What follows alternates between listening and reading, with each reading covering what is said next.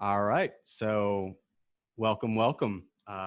This is, I believe, the second installment of the Physician's Garage, which is an unofficial thing that might keep going. I'm Vineet Tiravati. I'm an MD PhD student down at Emory and Georgia Tech in Atlanta, Georgia. And today with us, we have John. John, go ahead and introduce yourself. Yeah, so my name is John-William Sidhom. I'm a current, also MD PhD student at Johns Hopkins, also in our third year medical school as well, class of 2021. Yeah. Awesome. Great. Well, thanks for joining today. Unfortunately, Bilal couldn't make it. But we're just going to keep the conversation going. Yeah. And today, ostensibly, it was about inference and what types of inference we do in medical school, but that's just kind of a loose anchor. Feel free to, we're probably going to explore around that a lot. And before we dive into that, I'm really curious kind of what your story is, how your MD PhD trajectory has been, what your research has been, and we can just kind of talk a little bit about that. So, give us a little bit of an overview of what your interests are, what your PhD was in. Yeah. So, I mean, to understand kind of where I am now, really have to go back to undergrad, where at the University of Michigan is where I did my undergraduate studies in biomedical engineering. And I was very fascinated in mechanical engineering as it pertains to medical devices. And I remember my first semester of undergrad, I was in like this 101, engineering 101 kind of thing, where they kind of just like walk you through principles of engineering, like design, certain documents, those kind of things that, how to take a design and to kind of work through it to do, things like safety factors and all that stuff that goes into design. And I guess I got so into it that I really wanted to solve this problem in like this particular medical device, and the one we had chosen was artificial joints and how they wear down quite quickly, right? You seem like you're familiar with that problem. A little bit. And so I really wanted to work on that, and so I created this kind of an apparatus that utilized a combination of a certain spring and magnetic combination to reduce the load at the interface of these joints. I mean, I was 18 years old, so there was a lot I didn't know about, like feasible engineering. Sure. But regardless, I ran with it. That's awesome. And me and a few friends, we got like probably over the course of three years, we probably raised like maybe $40,000 to fund the idea in undergrad, and that kind of became like it became the thing I did. Sorry, it became the reason I learned in undergrad, if that makes sense, right? Yeah. So all the classes I took were like, well, for example, like one thing I realized early on is that, well, no lab is going to really fund me to do this. So I need to find low cost proof of concept. So I dived into computational work very quickly, right? So I was taking classes, I got my minor in math, doing a lot of like dynamics, right? I mean, I know that's your thing. So I did a ton of like work in like chaos theory and like non-linear dynamics. Why? Because in mechanical engineering, if you want to understand how a device works dynamically, you need to know how to model that, with mathematics. Took like numerical methods because I was interested in finite element analysis. Yeah. So I was like, well, let me understand the math behind how you compute, and solve these problems with numerical methods. So my whole undergrad became like, how do I learn the skills that would have helped me take this idea forward, right?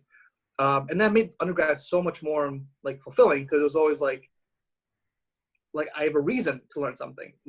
I'm not just learning it for a grade or for credit or whatever, right? And so I came out of that and I went to the master's at Johns Hopkins in device design in the Center for Bioengineering Innovation Design here. Mm-hmm. More of that. So like 1 year of global health work, device design, as well as more like Western device design. Yeah. So once again, working on two devices. One of them was doing low-cost treatment of cervical cancer in the developing world. Yeah. That device called the CryoPop actually had a patent issued a few years ago, went to clinical trials, J&J took it on as one of their devices, and I think they're still pushing it forward at this point. It's gotten like maybe a few $1 million of funding at this point to treat. We pretty much took a device that cost like $3,000, made it $10, and then you can use it in the developing world to treat pre-cervical lesions. That's awesome. So did that. Then medical school, like opened my eyes to immunology. I loved immunology. I loved cancer immunology at the end of my second year. And I said, something, because I was like orthopedic surgery, with all my background, or something else. And I did my surgery rotation in the second year. Did not like surgery as much as I thought I would. Had like a whole like kind of like time to think about what I wanted to do. I took a palliative care course. I loved cancer patients. My dad's an oncologist. It was kind of all brewing for me over the first 2 years. I said, listen, I have 5 years to learn a new skill. Let me learn a new skill. Yeah. And I just said, let me go into cancer immunology. And at first it was hard, but after 2 years, I started on the side, I'd work on projects computationally. So I would, like at night, I would be like, I watched a ton of YouTube on like machine learning. And I was like, I have a math background. I can learn this. This is not too crazy to learn. So I picked up machine learning, picked up like deep learning in particular. After seeing Google talk at a conference, and I brought deep learning into my PhD, and that became what I did now, which is like my doctoral work was really applying mostly deep learning into cancer immunogenomics.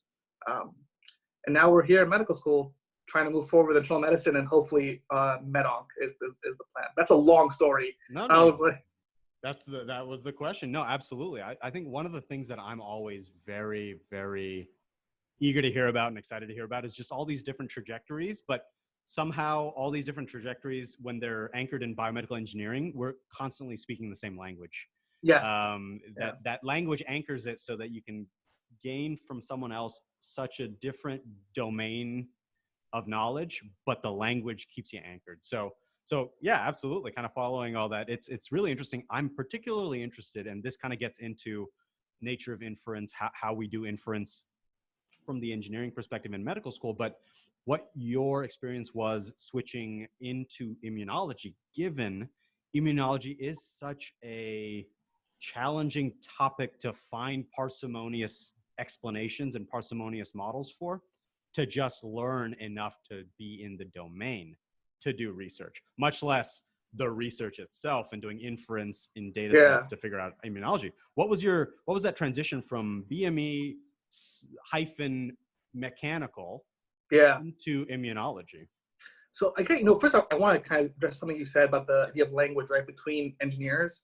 The one thing I think that really, when I watched last week's episode, was so like really hit with me, was because these are people who are going through the same experiences as I am, right?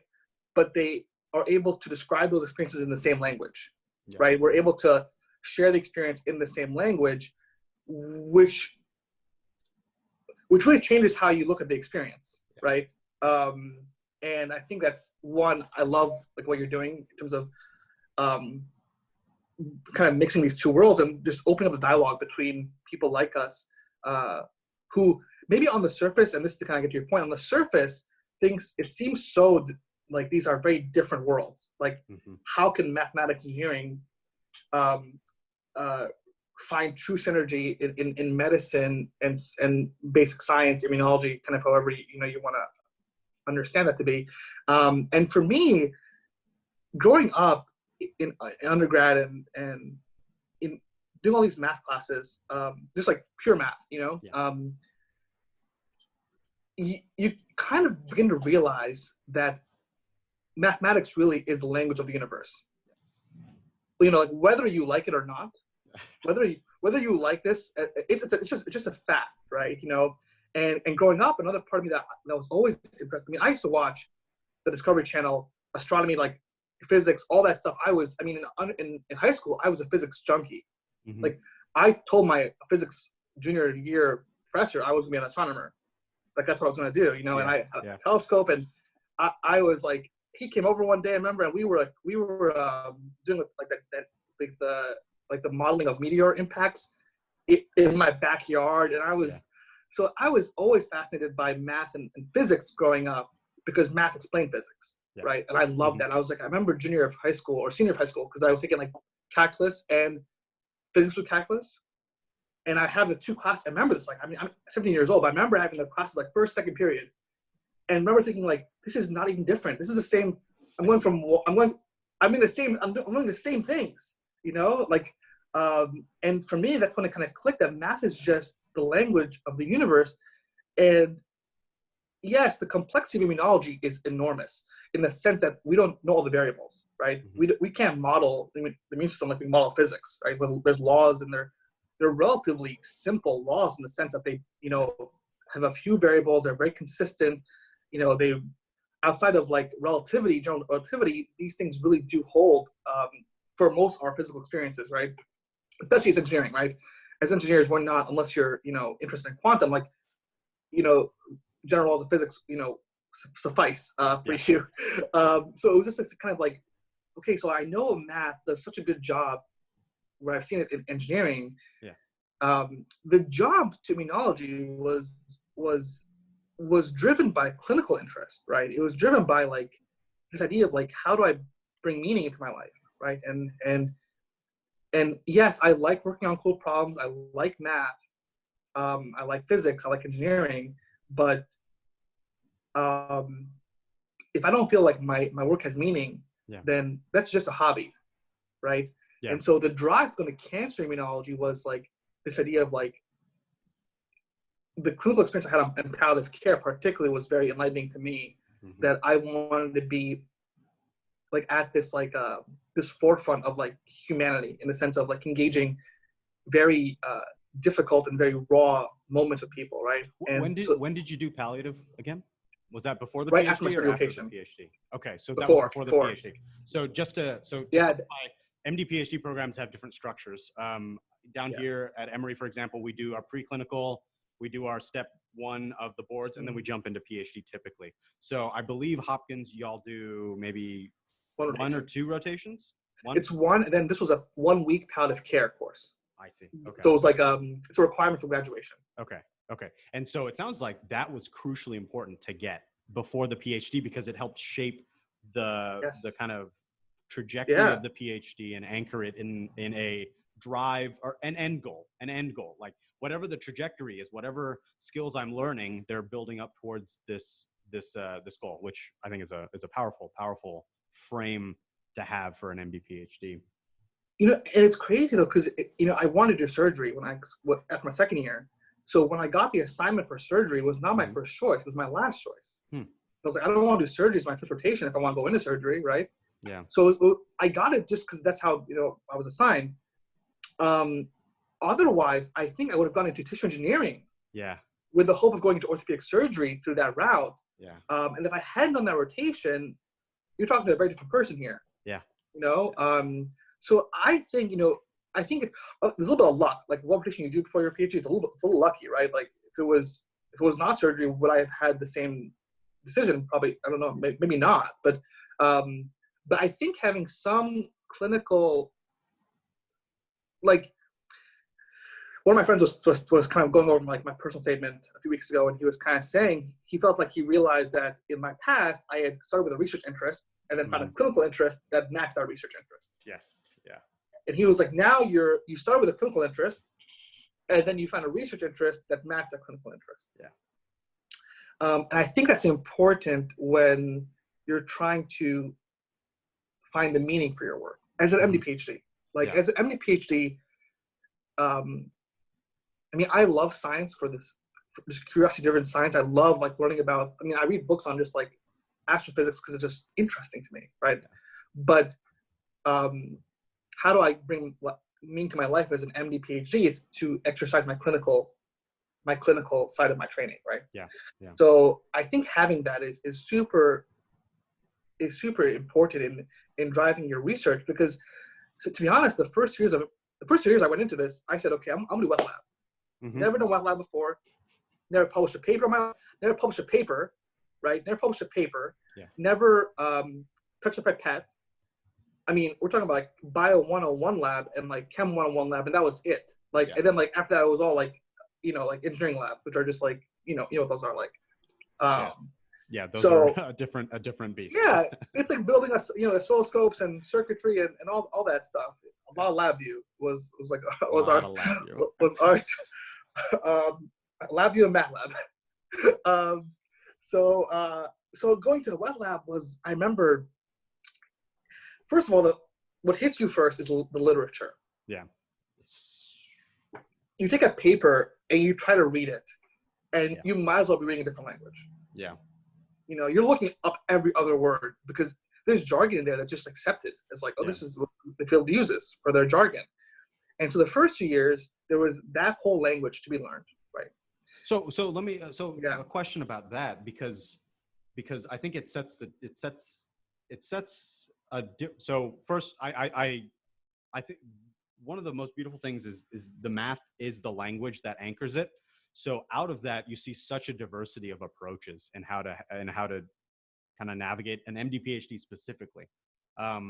My experience with the MD PhD was I think deliberately a little bit different, where for me it was the PhD is the chance to really explore methods, concepts, interests. It's the last protected time to really explore. And then once the third year hit, with the tools that I had, I wanted to find out which I fit in with most. The important thing being, it's one of the reasons I'm interested in doing this and just keeping these types of discussions going. Every MD PhD has kind of a very unique trajectory, a very unique set of skills. I always go to the metaphor of, it's like, hiking or rock climbing towards a destination. We all kind of have generally the same destination, but some of us want to learn to rock climb. So we'll go find the path that has a cliff on it. So sure, I can learn to do that. And then we'll all meet up at the end, that's fine. Versus, this is my goal, and I will find the shortest trajectory and shortest path to that. And along the way, learn the skills I need to traverse whatever terrain there is. It's a control problem, as everything in this universe is. So I find it interesting because I think Bilal had a different experience. You had a different experience. I have a different experience. And a hallmark of a good MD PhD program, I think, is having the flexibility and the support for the different trajectories and the different skills that people want to take on. And then last quick hilarious comment. So I wanted to be an astronomer up until I think it was 7th, 8th I saw grade. that in the last thing. I wanted to be an astronomer until I think it was 6th or 7th grade when I learned to start coding. And that was just like, I don't need to study the universe. I can just simulate it with programs. And so I was looking through a set of floppies that I had, and I remember a project where I was just like, okay, this is the project I'm going to simulate the universe on. Like, let's try to build up to it. It's like all the standard C++ imports. And then I was like,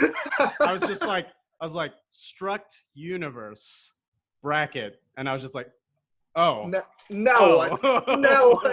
And that's where I stopped it. I closed the bracket. I closed the main bracket, but I was just like, I'll come back to this. But I think there, that interest, that kind of global interest, the idea of the desire to find this big grand unified theory, ultimately, I think is potentially a driver for a lot of the interest for some of the MD PhDs with an engineering background. So what you said makes so much sense. And I think it prepares you for what you were about to talk about, which I think was, you have a lot of data points in the literature for immunology. Do you learn the data points? Do you learn the language as is, which is not really optional. You have to a certain extent. Or, to draw a contrast, do you try to find that pattern inside the data? This is a meta discussion, not so much the machine learning on, but you're going to see 10 papers. They're going to disagree with each other.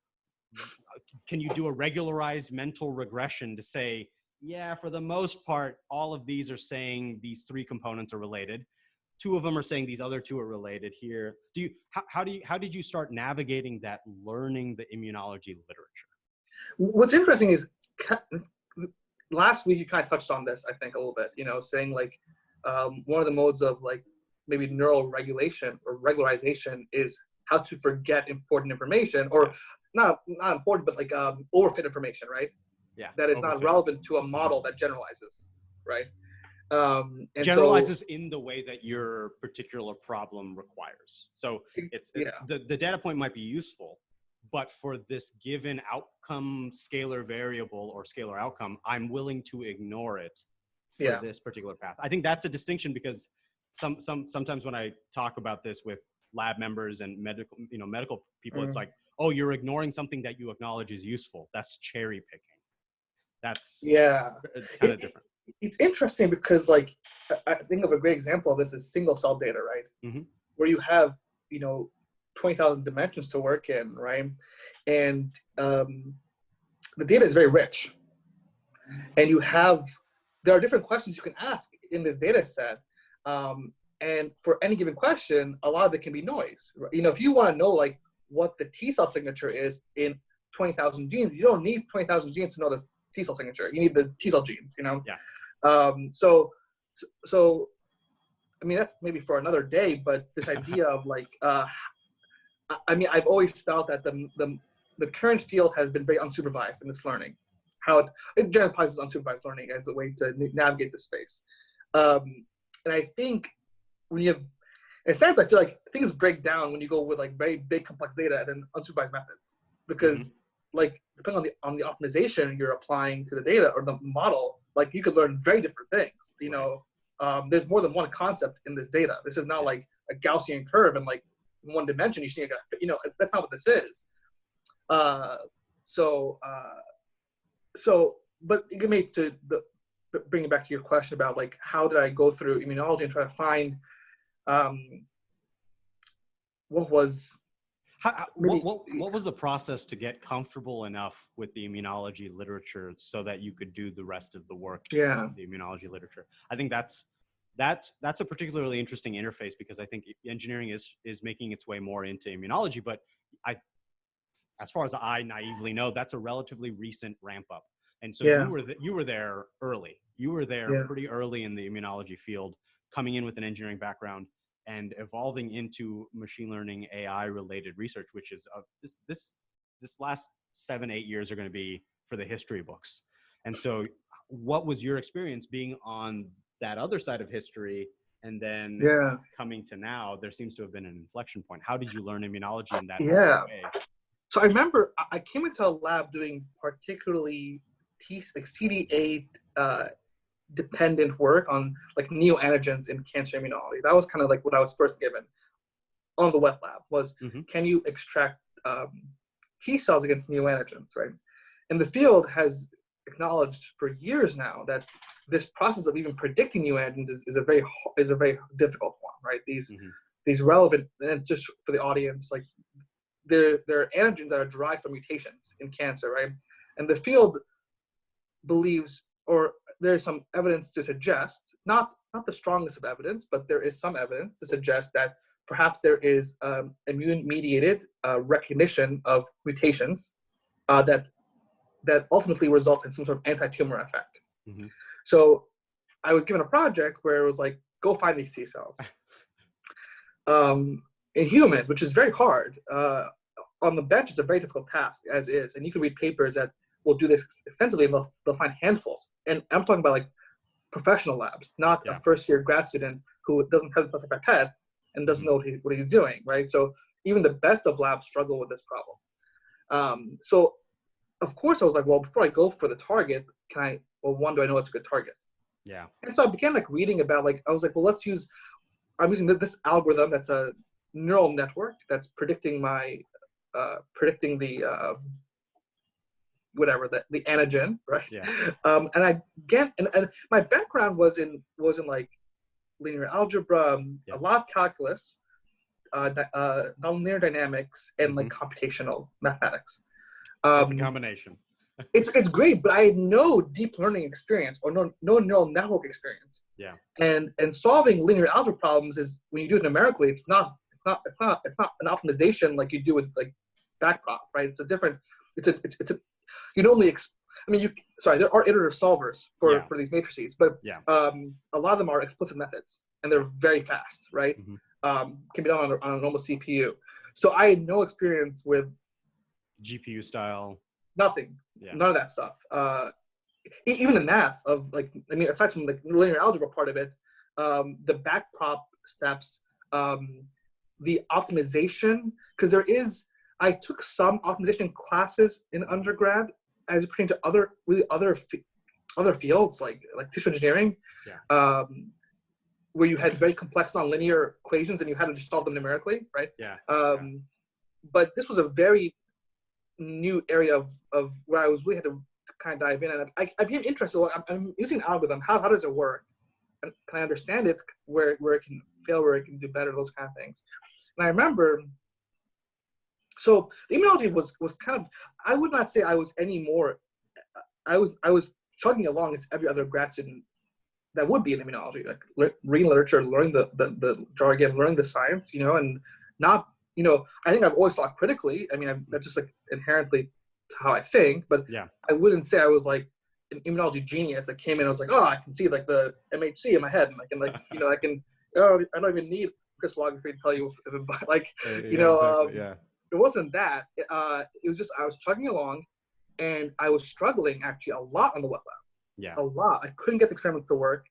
2 years in, I remember I felt like I made a mistake. I was like, maybe I chose the wrong field. Maybe I should have just stayed in orthopedic surgery and like did mechanical engineering where I was very comfortable and had success. Maybe I made a mistake here. But this entire time I was like, at night I would go home and I would like watch hours of like machine learning on YouTube. I teach myself on the side. And at first I just did it for like finance. I would just use it for financing, like for modeling, for like buying stocks, things like that. Sure. But I was like, oh, hold on, this can actually, maybe this will actually work in lab. Maybe if I actually bring this to lab, it might do something for me. That's great. Yeah. And I went to a conference, a cancer conference, and Google was there. Google gave a talk on deep learning, but it was more like just in imaging, like showing that they could diagnose retinopathy, those kind of things. And I remember sitting there. At the time I was working on TCR repertoire, like T-cell receptor repertoires, and I was using more conventional machine learning, like just clustering, things like that. And I heard this talk, and in that 1 hour talk, I walked out and said, I'm going to apply deep learning to TCR repertoire. Because this is what works. Like what I did before was nice. I got a paper out of it, but this is what's going to really work. It's the future. Did you get the feeling that it was the future? This is how we're going to infer relationships moving forward. It was that, but it was also this idea, like this deep learning has its shortcomings. Like yes, I mean, has its shortcomings. There's a lot that deep learning, more rigorous mathematicians would want more out of deep learning than it can provide. But the one thing that I thought was so powerful about it was pattern recognition in data types that are imaging, music, sound, whatever. Different topologies, right? Like exactly. Their data points are near each other in different ways. Are they even near each other? Are they connected? Are they unconnected? Exactly. And that's where I saw it would apply to TCR stuff. And I was like, cool. I remember in that talk, I got my phone on Amazon and I bought what's his name, the deep learning book by Goodfellow, yeah. Bought that book and I read it, like made 2/3 of it. Just went through the book. Yeah. And I was like, this is what I'm gonna do. I'm gonna apply deep learning. I took a Udacity nano degree course in deep learning just to get the Pythonic, just a few projects under my belt, and then I applied it to TCR stuff. And so there, the synergy came from, it all goes back to being an engineer, right? I couldn't have done it without that background. You just can't pick up deep learning and read a book on deep learning and then you're gonna go do it. So obviously I've been programming since I was 18. Albeit it was mostly MATLAB, so Python was a little bit of a jump, but it's a pretty straightforward language to learn, obviously. And then it was just seeing that connection, and honestly just being true to it, because like I came back to the lab and I told my PI, I was like, this is what I want to work on, my doctoral work, and I was told no. Ooh. I was told, like, let's put this on the side because maybe the data doesn't exist yet. Maybe we don't have the resources. Like, let's table this idea to the side. Yeah. Not in a crushing way. Just like, no. It's like, I don't know if we can work on this. Like, we have the data to even like do this. Like, how are you going to do this? We don't have the data to do what you want. Yeah. And the data came eventually. It came, and I was able to find the data in different public data resources and things like that. And I was able to develop it. And that is a preprint out, and it's in review right now. And there's a GitHub repo. People are using it, which is really cool. That's great. So what my experience with deep learning is minimal. I learned that it was the universal function approximator, and I was like, cool, good to know that's over there. I'm gonna need that to learn the dynamics and the control coupling, nonlinear matrices. So it's good to know. And I always fashion myself a small data person, right? Like, how do you see through the gaps? How do you, with minimal amounts of data, make the maximum amount of inference of what's actually happening? Was the data set that you needed a big data set? Was it a lot of examples, a lot of samples, a lot of observations? Or was it the type of data that didn't exist? Was it the size of the data that didn't exist, or the type of data that didn't exist? If it's the type, then you could have reformed your experimental setup to try to get that data. If it's the size of it, that's not going to happen. That's not a PhD. That's a multi-center, decades-long effort. Or is this a false dichotomy? Is it actually unrelated to both the things I said? I think, deep learning, whenever I submit a paper on deep learning, usually a reviewer will say, you need 1 million images, or you need data, like it only works with like 1 million examples. And this idea, there's this idea that deep learning only is for predictive purposes, right? There's like this embedding in people's minds that deep learning is for prediction. Yeah. And if you want to make robust prediction, given that we have essentially a model that can be theoretically infinite, right? You need a lot of data to prevent overfitting of that model, so you don't predict badly. And I agree. If you want to have a model that predicts cancer from a pathology slide, I agree. Like, you should not be training on a few hundred slides. I agree with you. I totally agree with that. Like, completely agree with that. But and this is something that I have always pushed in this paper that I've been working on is, this is not a predictive model. This is not, sorry, it can be. It's not just a predictive model. Yeah, it's not just, and that's not even how I'm using it. Yeah. Like, yes, it's the predictive value validates the model, right? Yep. I was just, one thing that I've at least been saying, and I don't know if it's true or not, but it'd be nice to bounce off of you, is just because a model's predictive doesn't mean it's true, right? Like, everyone knows that. Just because the model is predictive doesn't mean it's true. But then anytime that's mentioned to me, I throw it back. If a model's true, it has to be predictive. So I literally use that as a justification for why I start with predictive models. Start there because the true model is in that space of predictive models. Yes. So it's a good point to say, just because it's like the distinction between predictive and mechanistic, I guess, would be one dichotomy that people talk about. But are you getting at, it's not just predictive, it is trying to get at mechanism. You are constraining your parameters to a space that has physiologic concordance. Yeah, and there's great, I remember, me and Bilal are working on a project in neuroscience, right? Where we kind of said, can we combine, I don't know if he kind of mentioned this to you, but we've been working on bringing kind of his area with mine and putting them together, right? And we've just been applying deep learning onto like neural readings just to categorize these patterns, right?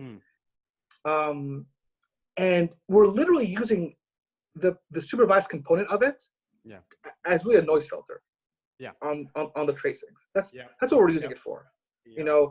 We're not using it because we really want to, because we think, because the predictive model is so valuable to the field. It's not. It's not what we're using it. We're using it because if there's a predictive signature, it means that there's something in the data that we can clean up and we can extract that. Exactly. It's an inner product. It's an inner product between something in your data and this thing that you're looking for, and you'll find it. To oversimplify it, it's a filter. It literally it's a filter. How much of my data projects down into this space? That space with deep learning and modern machine learning doesn't have to be a linear space anymore. It can be this other shape, which means you might even capture some nuance that would have been ignored with linear compositions. And that, I think, is in the world of big data. Like, your point is, there's a lot of measurements we have on every instance, right? It's not that it's not true or not valuable, right? But like, your point is, it may not be valuable for the question I'm asking. For this projection, exactly. This projection of the data into the space, right? Yeah. So exactly, this is a projection. Like, f of x is a projection, x to y, right? I think in the last podcast you talked about how, like, the function is how you take x and make it look like y, right? Yeah.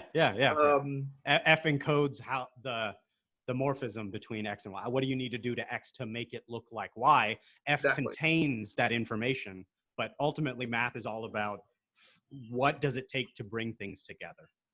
How can I see the relationships and then kind of unify them? Same kind of thing, yeah. And I think deep learning has been so interested in getting Y from X that F is not really cared for. So I was actually, given your background in dynamical, this is a little bit of a tangent probably, sure. which is also a pun based off of what we're about to talk about. The Cindy autoencoder coming out of UW Seattle, Steve Brunton's lab. I don't know if you've seen. I'm gonna look up really quickly because I've the Cindy autoencoder. So the work, Cindy, Sindy autoencoder. I think you will love this. I don't know if necessarily if that lab made it first, but it is a beautiful, basically an autoencoder structure that you're learning F. You're literally learning F by setting up an overcomplete dictionary of nonlinear basis functions. And you're trying to find then the sparsest coefficients that maximally account for the data that you put in.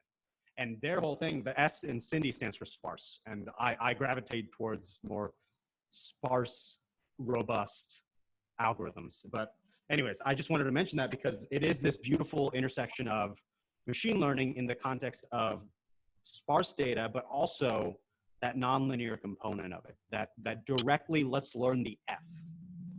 You know, the abstract, I'm just looking at the abstract very quickly, but there's I've used a very similar, so in single cell data, right? Yeah. You can use autoencoders to take data and you can, reduce the data to a lower dimensional space through a nonlinear transformation, right? Yeah. And one of the things this is not my idea, but I just heard someone else talk about it at a conference, so I just kind of grabbed it and worked with it. And the idea was, when you have 20,000 genes into some lower dimensional space, right? And your weights normally are unconstrained, right? So any gene can map to any node in the lower space, right? And the idea was, can you actually define every node to have a biological attribute? So instead of having the node, so now the nodes represent gene sets, like known gene sets. Okay. And then your inputs can only map. You can only allow weights. Known gene sets. Okay, so this is like you're setting up an explicit Laplacian. You're setting up an explicit network would be another framing of this probably, right? If A is connected to B, it has to be connected to C as well. So you lump B and C together and say A goes to this new node.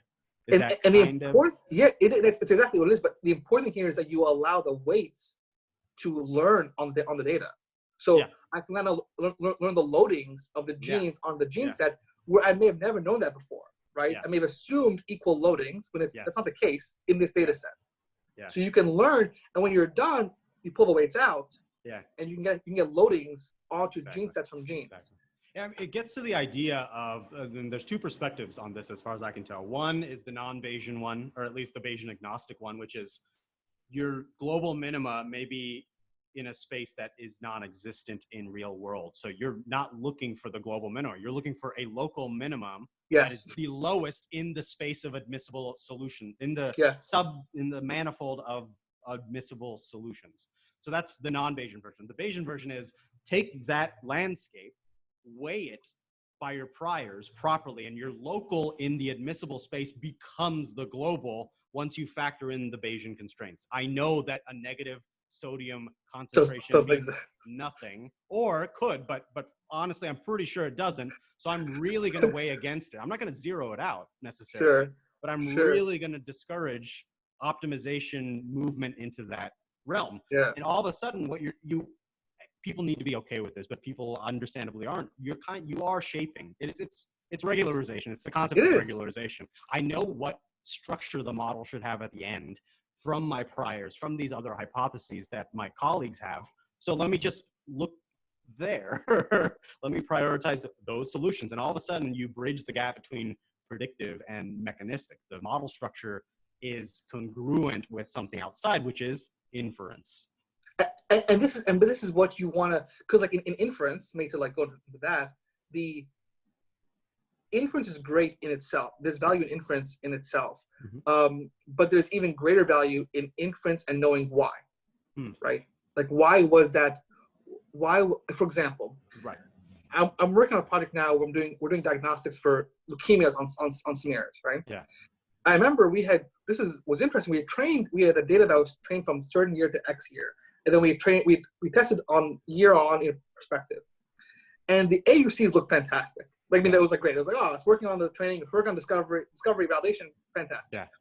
And one thing that there's a method, if you've heard of it, it's called integrated gradients. It's applied to neural networks. Okay. I was using integrated gradients as well as like another method for interpretability of neural networks, let's just say. Okay. And the way this works is that when you train the model, you're able to elicit where the attention is, where the most important pixels are, right, in the decision making of the model, right? And I remember when we looked at these feature maps in the discovery and the validation cohort, they were not congruent. Okay. And like, why is the attention like on the white blood cell where it should be in the training, but it's on the red blood cell in the validation? Yeah. Even though performance is good. Yeah. Right. So we generalized. Yeah. But we generalized in a way that I don't feel comfortable with. Yeah. Like I don't know. I don't get it. Like, why? Yeah, exactly. The why part of it, because there could be a very good reason. It's not the white or the red part. It's something else that it catches indirectly through the white of this set. But that's an intriguing gut feeling would be something's up here. So the code, but first the code, then the. and we went through all of it, and I mean, the way we got around it was to actually do data augmentation in our training set. It was really a batch effect that was in our training set that was driving learning in the wrong direction. Okay. Once we had fixed that batch effect with some sort of data augmentation, we were able to now get parsimonious explanations in discovery and validation. But the point here was that you can go deploy, like the why is really important. One, you may generalize into one data set. Maybe you did, and it worked fantastic. But you don't know what's like. Yes, maybe it generalizes in Hopkins, in the Hopkins lab. It generalizes. Then you go into like where Georgia Tech, Emory, somewhere, somewhere, and it doesn't generalize anymore. You're like, well, it generalized in our hands in discovery and validation cohorts. Yeah. Was there a batch effect here that we were even unaware of, because it was in our validation cohort as well. That same batch effect was in our validation cohort as well. Yeah. And so this idea of inference, I think, there's a lot of utility in inference. Yeah. I think deep learning can be extremely, if you really come at it, like you try to open the box, right? You try to open the box, you look in the box, you try to understand, because the box isn't that complex. I mean, this is linear algebra with activation functions. This is not like exactly. This is not like that complex to break in the box. It's what do I need to do to my data at different stages to make it so that linear algebra becomes useful. I feel like that's the entirety of modern machine learning.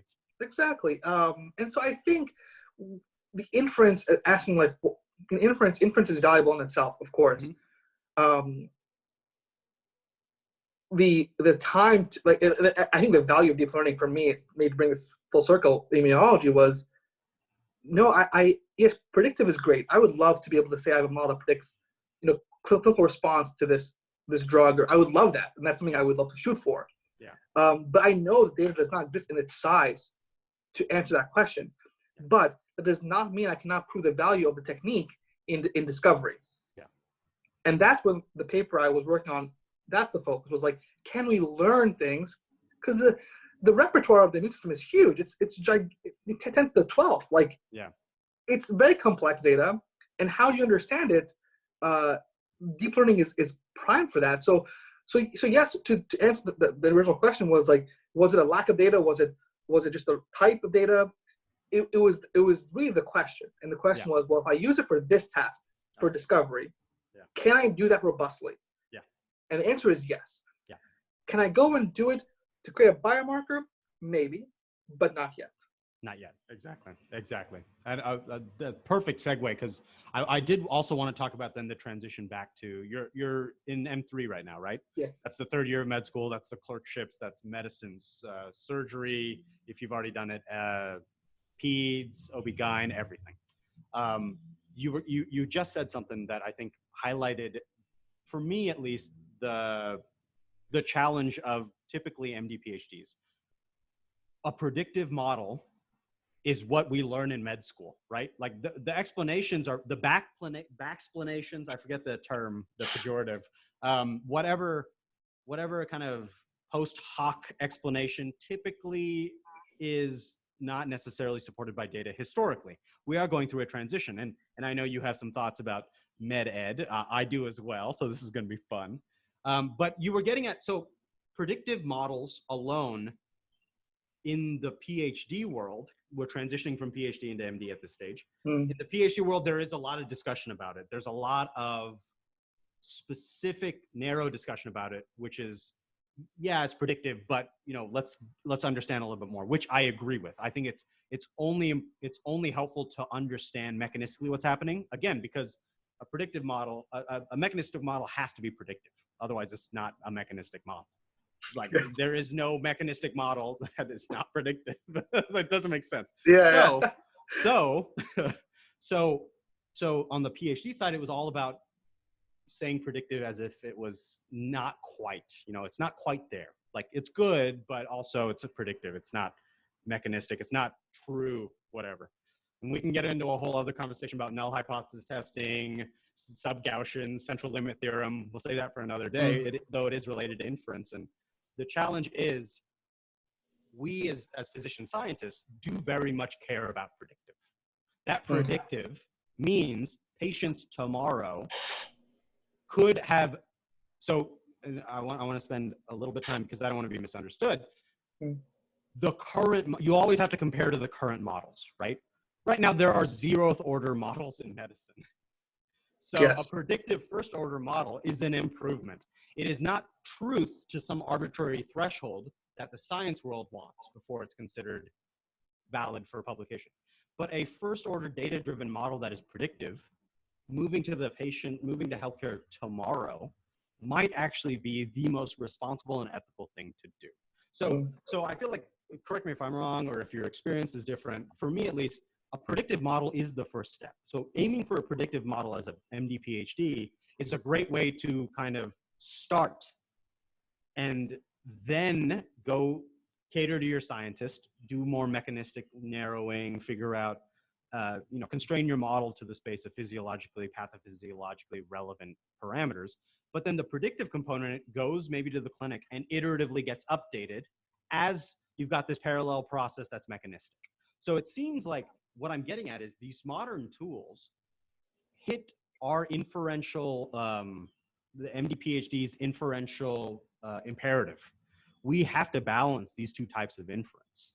We can't wait until we have deep mechanistic understanding to treat patients, but also we have to have a model that is sufficiently validated, sufficiently congruent with data that we can responsibly implement it in patients. So does that background in deep learning, does that background in machine learning, have you noticed it be helpful in third year? Or is it completely different experience, or do you have kind of issues with what I just said? I definitely agree with the imperative to bring predictive models to clinical medicine, right? And what the people I've seen do this well, have gone with the very simple, approaches, which I credit them for, because I would feel as someone who does deep learning like night and day, I would not feel comfortable bringing deep learning to a clinical. I would not. I know how brittle deep learning is, and the problem with deep learning, I think, is that the deep learning works well in the space it's trained in. That space may not be fully comprehensible like you don't always know if your instance fits in the space of the model because it's so high dimensional, right? You know, you can't always know if a data point is going to fit in the space the model was trained on. Yeah. When you go to simpler models where you have, you know, much lower dimensional space, you can actually very robustly define the boundaries of the model and where and what instances would be we can trust a prediction and which ones we cannot. Right. It gets at maybe the idea of stationarity. Like you're making an assumption in your training set that there is an underlying generative process and it's one generative process. Does my testing set needs to be from that generative process for this whole process to even apply? The moment it's not, this model becomes limited in its ability to tell me about the output space. Is that kind of? Yeah, and that's one point. First of all, it's just like, are we working in with the same generative process, or are we not at all? Then it may work. It may work. Predict it may give you the right answer, but I don't know when it will not give me the right answer, right? Yes.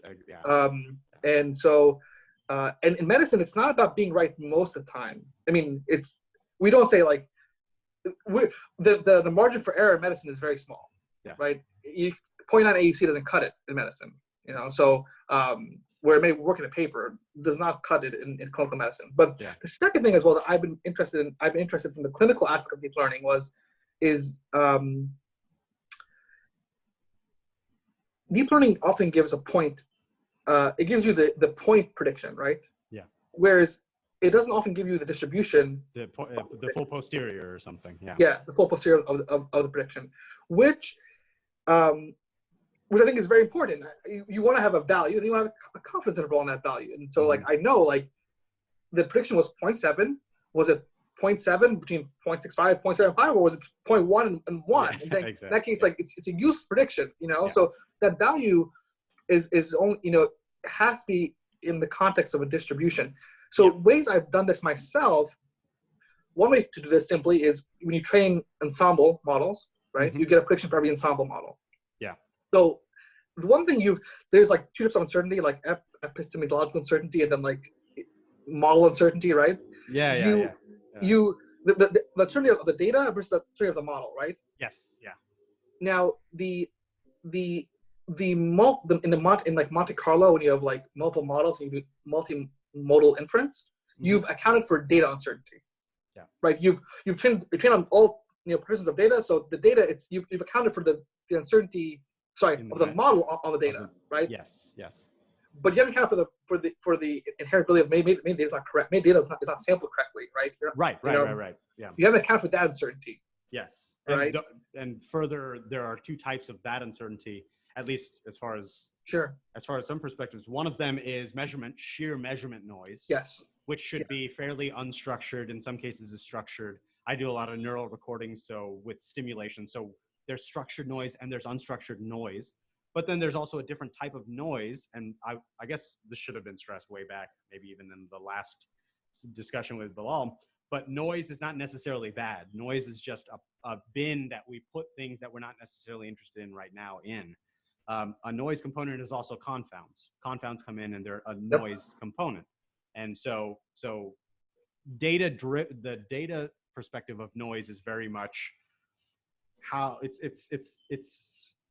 the measurement model, right? Yeah. Y, my measurements, is equal to X, is a model. So when you measure something and you assume it's measuring what you think it's measuring, that's a model. That's a model. Yeah. That's literally a model. So just because you ignore it doesn't mean you're model free. Yeah. That's a whole other thing. But then there's an extra layer of error, which is in the model itself, the structure of the model, and the parameterization of the model. Those, well, they go hand in hand, but then the parameters can be wrong, but you're in the right family, or you could just be in the wrong family, but you'll find the best parameters in that wrong family. That would be closer to a predictive model, right? Let me do a linear regression on a non-linear relationship. Yeah, it converges. It's kind of okay here. So at least I think we're on the same page about model uncertainty versus. Yeah, and this happens all the time in medicine, right? This happens in medicine. We acknowledge that there's a linear range, and that's what we use the model in the linear range, and that's it. And we don't we don't go beyond the limits of the model, right? No. And so there are ways to, there are ways to go about bringing these models in. And then for me, I think what the most recent interest of mine in clinical medicine has been quantifying uncertainty in deep learning models, right? Okay, gotcha. And you can do it in this way. You can do it in kind of Monte Carlo ensemble. You can also do it in, I see some very cool stuff. What I had seen in a talk was where they were actually sampling the weights of the neural network from Gaussians. Yeah. And then simultaneously, they were actually forcing weights to zero. Yep. So they were kind of like a sparse regularization, like a L1 regularization. Exactly. Like it's, like a very souped up L1 regularization, I guess, in the sense that I find L1 very interesting because L1 does tone down everything. It doesn't always give you, like, I would say, a low entropic output, if that makes sense. If you train neural networks with L1 regularization, you don't always get the behavior that you think you would get because all weights get depressed. Yes. So you would probably err more on the side of something like an elastic net regression, which is both L1 and L2, because the idea there being that collinearities are maintained if they're above a certain point. Otherwise I've done, like, you can actually impose entropic constraints on neural network, entropy constraints. Okay. So you can say like an explicit entropy constraint. Makes sense. And, there's no reason. And it works very nicely. It works very nicely because it maintains certain weights. Yeah, it's a very, like, I found it to be very, I've used it in autoencoders when I'm trying to learn the minimal number of latent parameters to describe a data set. Okay. So I may start with 256 as my latent space, and I can say, I'm going to apply literally just a minimization on the entropy of the weights into that transformation. Yeah. And you're knocking out nodes, but you're doing it in a way that other nodes are very much alive. They're very much on, right? So I've actually found I have not liked L1 as this is a side tangent, but I've actually not liked L1 or L2 in my hands. I've found that if I really want to find sparse encodings, I find entropic optimization does a much cleaner job of actually keeping certain weights on and certain ones off. Yeah. Which I've liked. That makes sense. Just naively, that makes sense. Cool. I gotta look into it's super easy. It's right. It's another optimization you put on a certain layer, so it's very simple to do. Interesting. But to bring this back, so a combination of sparsity on top of now sampling from a Gaussian, introduces like the one thing about neural networks I think is that they're very brittle, right? Yeah. And I think one of the places that this is very. Just so we're on the same definition, I'm pretty sure we are. Given BME, we all took solids, we all took materials. Exactly. It's the beauty of it, but I just want to stress to some who might be viewing, who knows, strong and brittle are not opposite to each other. You can have strength. Yeah. You can have strength. You can have a material that's incredibly strong. Brittle is how it fails when it fails. At least in material science, at least. I'm pretty sure that's what I remember. Like ceramics versus metals, right? Yes. Yeah. That's kind of very just to stress, calling deep learning brittle is not calling it weak necessarily. It's very strong. It's just when it deviates from its narrow constraints, it fails spectacularly, is my understanding. Like beautifully, art cover of Science beautifully. Like, look at this error. Look at us really screwing this up. It's beautiful. I mean, there's a very classic example of, like, you've seen like these adversarial noise examples, where like a panda gets called a gibbon with 100% certainty with like a little bit of noise. A tiny bit of noise is beautiful. Which is like, it's scary, right? It's I've seen these examples in like self-driving cars where like, now stop signs are being turned into like other like a go, or that's brittle. That's brittle, right?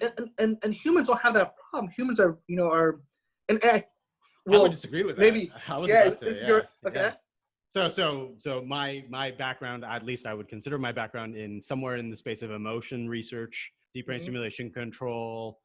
When I hear about things like this brittleness and these connections that don't make sense, I think immediately creativity and emotion, right? Creativity is logically, there's nothing in the literature that connects A to C, okay? There's just nothing in the literature that connects A to C. I'm going to make that connection, and I'm going to build a PhD off of that connection. That is fundamentally an irrational thing to do.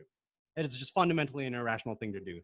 I don't say that negatively. I say that actually very positively. I think there's a component of irrationality that we're ignoring in these efforts to do artificial general intelligence, but also even AI. How do you leverage that to find connections that you would otherwise, like, maybe it's to find coefficients that you would otherwise data-wise take to zero pretty quickly. But when that adversarial network, when that system learns this wrong panda to gibbon relationship, it's learning something about a gibbon. It's telling you something. This is the optimist in me. It's telling you something about the mapping to gibbon that is important to the mapping to gibbon. Something about a panda. If you put an F into a panda, you can make it look in certain respects just like a gibbon. That seems kind of helpful. That's the super optimist in me. Obviously, it might not be helpful. But what's interesting is, so that's adversarial noise. It's optimized to do that. Yeah. So that's a case where F has been optimized to disrupt. Yeah, to maximize entropy, probably on the other end. Well, no, for the mapping. It's not it's not. You're literally, it's noise that is optimized to make it, to find the F that takes gibbon to panda.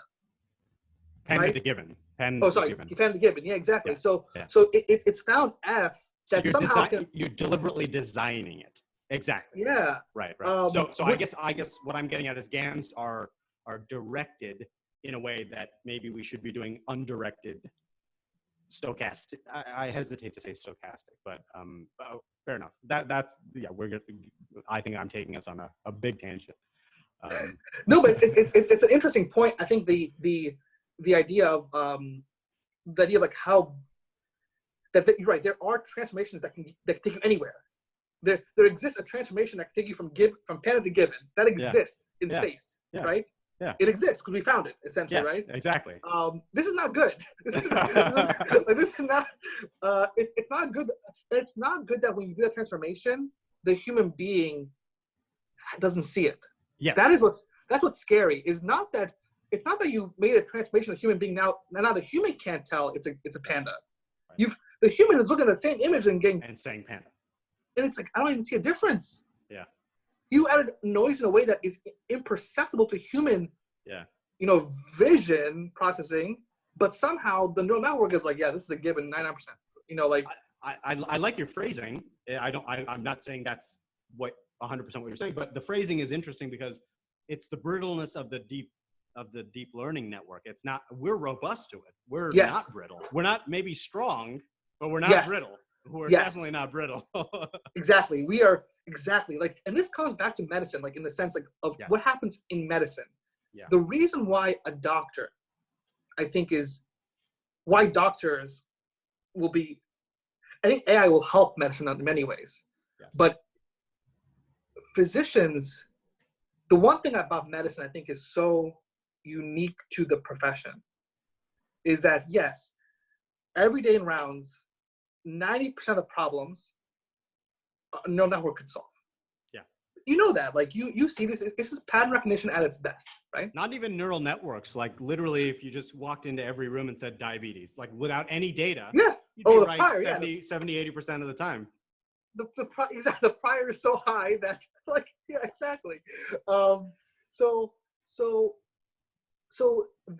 and I remember my mother, who's a physician, because coming to medical school, I was always like why is this, some of the stuff is so mundane, it's so repetitive.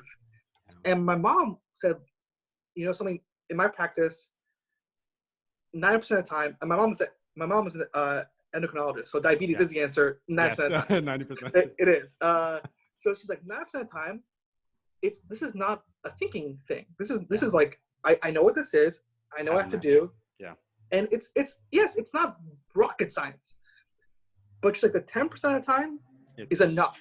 Yeah. It's enough. It's enough.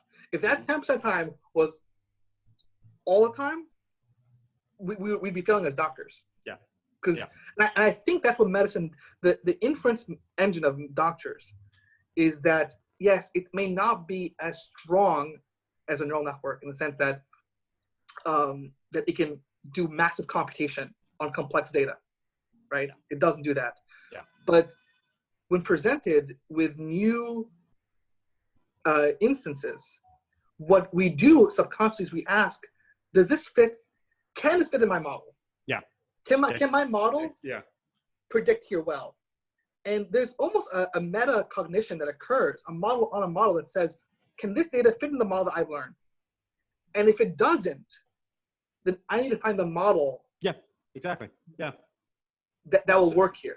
So a really good friend of mine, another MD PhD, we came in together. He's up at New York. I'm trying to get him on this.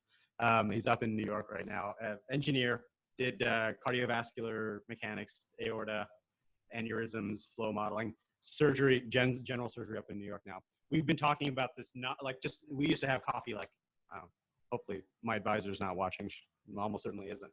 We used to have coffee just like every day in our third and fourth year of grad school, right when things get rough, you know, like second, third year when the realities of grad school sure. and people have a tough time, we grab coffee just almost every day, maybe multiple times a day.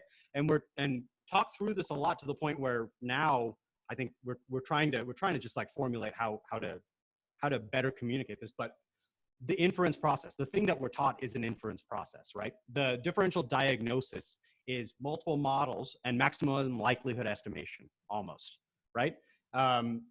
Versus, and all of these things come together, and I like the way you phrased it. The first step is not that. The first step is it's almost pattern matching. I learned this set of symptoms. I hear from the patient this set of symptoms. I'm going to quickly just let my brain do its mapping and say, this is the disease. Okay, cool. That's very brittle, because if one symptom is missing, this is classic third year med student, right? If one symptom is missing, it can't be that, because you taught me that is there, right? Chest pain has to be there. Shortness of breath while walking has to be there. So I feel like the first 3 years, third year, fourth year, and intern year are all about learning regularization in your head. Just like, I'm okay with ignoring this symptom because it gains me so much more in the symptoms that the patient does have. And I'm comfortable with it. And now I can move forward with my management. So what I like is that first step is that pattern as best as you can. And good clinicians probably do a quick regularization on it and say, I'm okay with one or two being not there. But they do have these other backups there. And then they do a maximum likelihood, you know, like what's the probability of me seeing this symptom set given this other model, this third model, this fourth model, this fifth model. I'll rank them and I'll make my decisions. This is a control theory problem after all, off of the assumption that the first leading hypothesis is what's happening as the data comes streaming in. And it is a fundamentally engineering inference there. It is not a scientific inference. It is not one hypothesis, test it rigorously with a large enough sample size to assume central limit theorem, and then be sure that, yes, the sodium seems to be related to the disease state, right?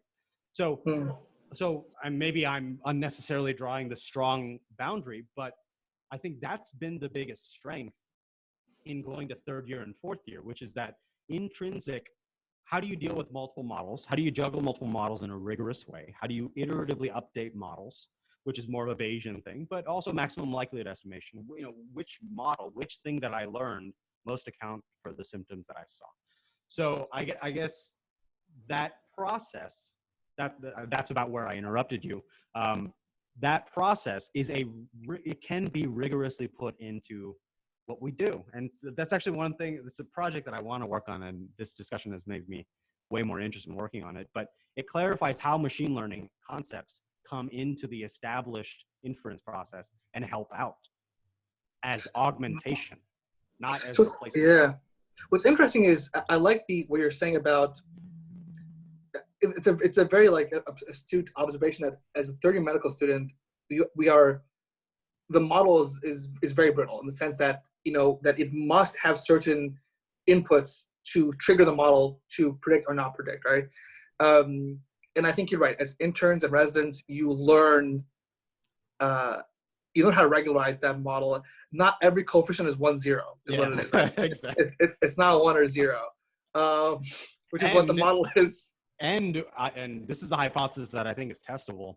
I'm pretty sure what we're taught in med school, just out of necessity, when we say this disease is associated with this set of symptoms, implicit in how we learn is, oh, that must account for 90% of the cases. It must account for a majority. Here's the thing. It does account for the majority. It's just not a plurality. Or is it the flip? Is it the flip? Sorry. Plurality, not a majority. So what they teach us is what we see 30% of the time, which is nowhere near 90. But at 30% of the time is the most thing. The next thing is only 20% of the time. The next thing is only 10% of the time. So I think people have a very, so it's plurality, not majority, right? Yeah. So. I think, of course. I think that's, I think also, not just that is, symptoms are not yes or no. I remember like I was admitting a patient on medicine, and the patient, as far as I could tell, had like Charcot's triad. Like as far as I could tell, had the right upper quadrant pain, and like all the like it was there. What I did not understand was how bad is right upper quadrant pain when it's cholestasis. Yeah. Like how? Yes, the patient magnitude. I thought they winced when I pushed into their. I thought they did. I told them to breathe, and they were. I thought. Yeah. And it's like, yes, they met your requirements, but trust me, you see someone with colitis, you touch them, you'll know. You'll know. Like you will know when you see it. This was not it. Like this was not it. It wasn't at all. It was like, and honestly, what it was cardiac pain. And I was just like so thrown off. Yeah. Like this is someone who is the resident, without seeing the patient, could look at the chart, looked at the epic values, and was like, this patient is just not compliant with their meds. And I was like, I swear I elicited like right upper quadrant tenderness. You know.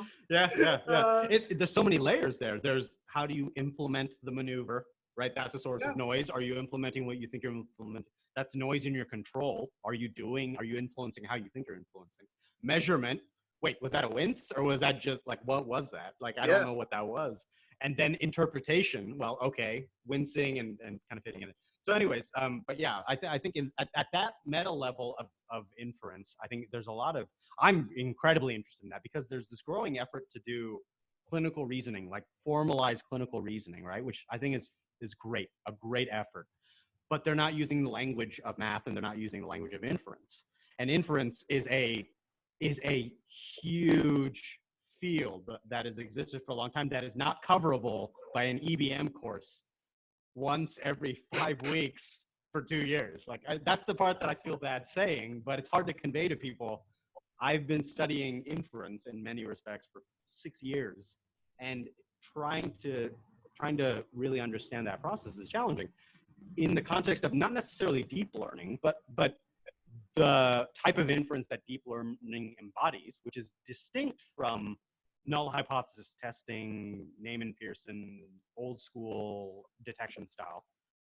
How, like we've been discussing this, but just kind of to recenter, how does that level of inference, which I think is intrinsic to engineers, all engineers, like doesn't matter what your flavor is, chemical, mechanical, electrical, we're coming in with this inference model that is maximum likelihood, that is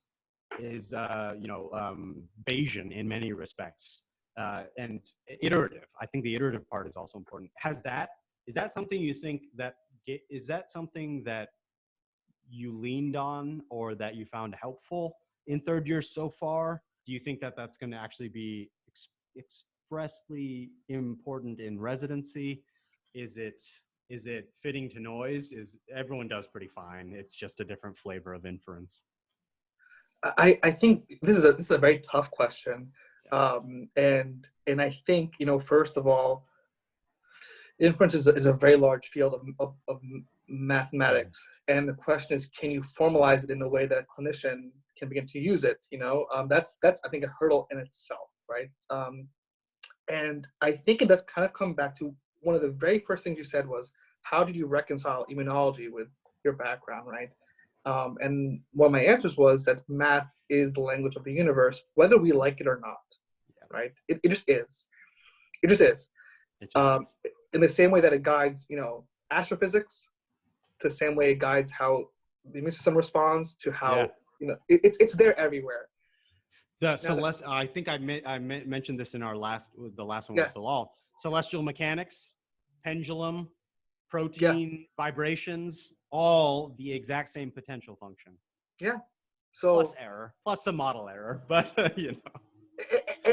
And those concepts exist on the in the biological side, but at a different order of complexity, right? And so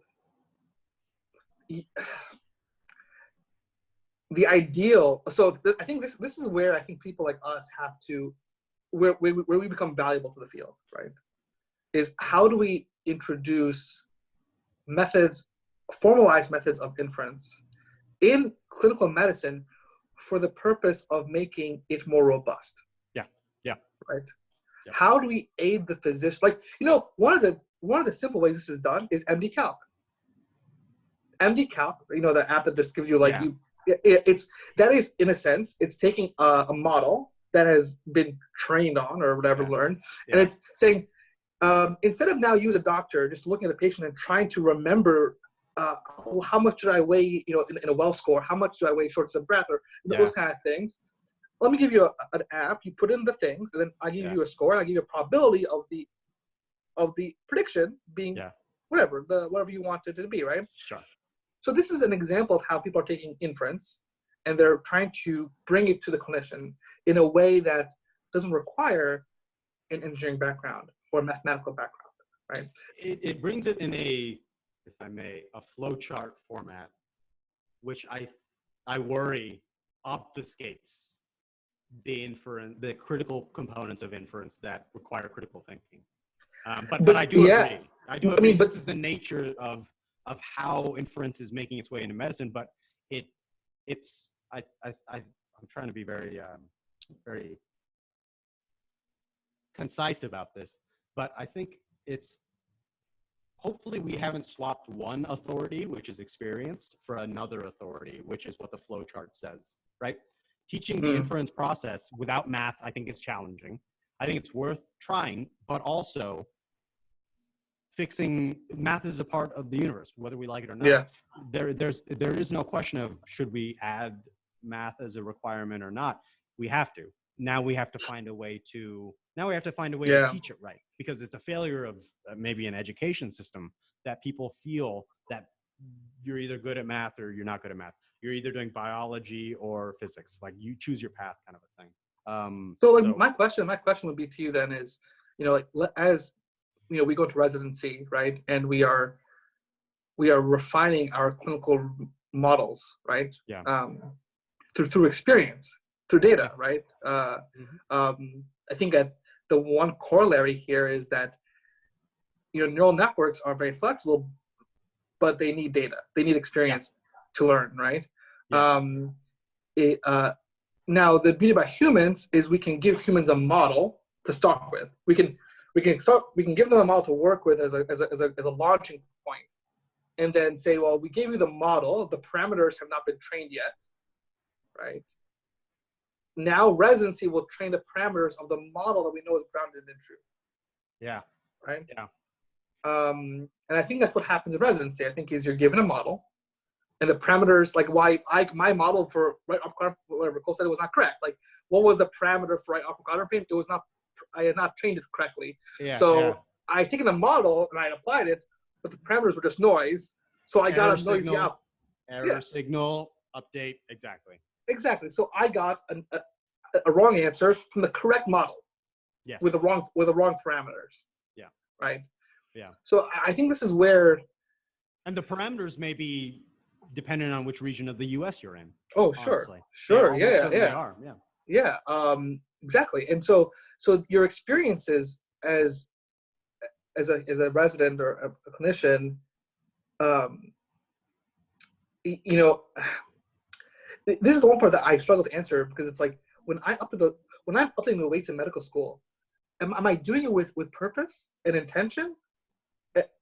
Am I, or am I just doing it like a neural network and just the more I see, this kind of happens subconsciously and I get better at it, you know? Is this the art of medicine? Is this the art of medicine? Is there such a thing as the art to medicine? Like does that exist? So in controls, there's a Lyapunov function. You're familiar with the Lyapunov function? I'm not. It's a particular function that if you can form it for your system, it guarantees stability within certain ranges. So it very much is an art.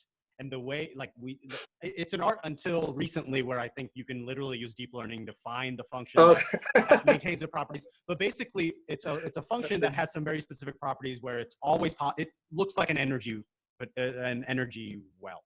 It's always positive. It's always positive. In time, it's always shrinking. So that, yeah, I think it's always shrinking. So that if in time it's always shrinking and it's always positive, and there's one more constraint, I think. If you can design such a function for this system, then you can make guarantees about the stability over time. Okay. So it's beautiful. It's also utterly impossible to find Lyapunov functions for anything non-trivial, almost like a simple linear dynamics model requires like a quadratic Lyapunov function. Yeah. So a quadratic in 2-3 dimensions is like that doesn't exist. Like maybe it does. So anyways, it's that for me anchored in my mind what the definition of art is. It's that iterative process. It felt very, it's weird to be in something so concrete. This is a dynamical system that you wrote for me with zero noise. I'm finding for you a function that has these properties that you want it to have, and it guarantees this outcome that is beautifully exactly what I want. I want to guarantee stability. How do you find it? That's an art. It literally is an art. There's 20 different ways you can start. You can say this other system looks kind of like this one, so I'm going to start with that Lyapunov function. That's a prior.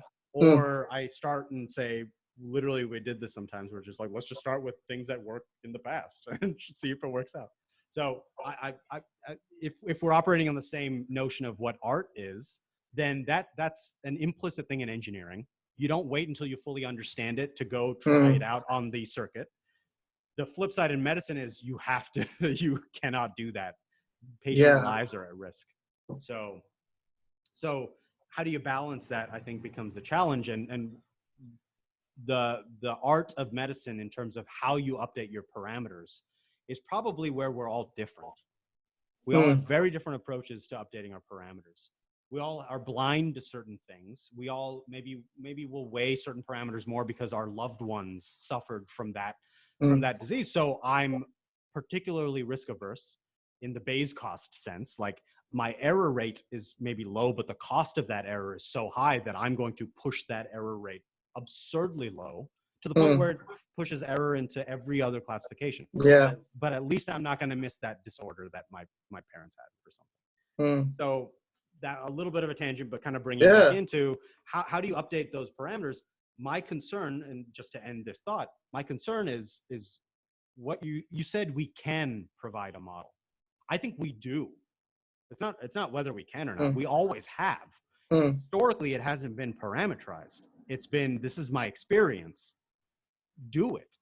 There's no parameters there, right? And that's why the physician scientists of early 1900s came in and were like, no, there are parameters in here. Those parameters are dictated by physics and physiology. So let's start reasoning through, if you told me to do this with this outcome, and this is the internal model that I have, then adjusting it should give me this outcome. So that iterative error signal was there. They were, unfortunately, I think, not anchored and held accountable with math. So that clearly went off the rails in many, many instances. So I think this is where like there's this is where I think as MD PhDs where I've seen physicians and I've seen PhDs, right? And I've seen both operate in their own worlds, right? Yeah. And the one thing I will say about medicine, while medicine is grounded in science and like truths of the universe, right? The complexity still requires experience, right? We're not at the point yet where we have been able to describe all the variables, and model it well at all, really, right? Even the best scientists can't model these things very well, right? Aside from very, very simple processes that occur. That quickly blow up when you daisy chain them together. Exactly, right? And so and this is where I've always felt, I mean, this is speaking to like really what is generalizable AI, right? Like this is what I'm speaking like what is cognition, right? What is what is high level cognition that makes humans humans, right? That for now at least is above and way beyond whatever a machine can do at this time, right? And I think as MD PhDs, the one thing I've learned is someone could give me the Janeway book, the book on immunology book, read the book, right? I can read the book, and I can learn basic immunology. I can learn all the rules, right? And I can probably learn the rules well enough to even go apply them in a lab, like in a mouse, right? I can do that in a mouse, in a petri dish, right? What you cannot do in medicine is you just can't give somebody a book and be like, read that book, you'll be a great doctor. You can't. It's like it's. You shouldn't. I get the feeling sometimes. but you like it's just not that straightforward. It's not. That's and like science, and I think this is where science fails to translate. Right? Is that science has to be distillable into its components, so we can test hypotheses. Well, that's the reductionist perspective of science. It is not the only one anymore, but I agree that is historically what science's MO. Its inference model is test its atoms against each other pairwise and then build up an understanding of the system. Except you can't get multiplicative or emergent phenomenon with that. Exactly. And so this is to apply the approaches that we want to, we have to use those systems, right?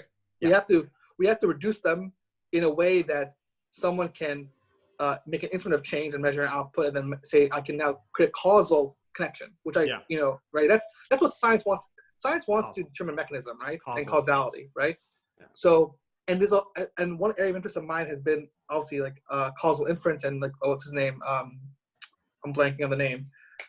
Judah Pearl. Yeah. So this whole idea of how do you deduce causality from observational data, right? And how, which I think in his book is already, it's oversimplified. I read that book and I was like, I don't know how it ever applies to my work. Like I have no idea. Like this is fantastic. You want to show that cigarettes causes cancer, causes cancer, but like how do I apply this into? I have no idea. Yeah. But the point is, science wants causality, and so you're forced into situations and scenarios where you can apply causal models, which end up being very simple. Yeah. And so we kind of remove on the bench all the complexity of the biology. Yeah. So we can study one thing about it. Yeah. And then we wonder why murine models. Why doesn't translate? Why doesn't it translate?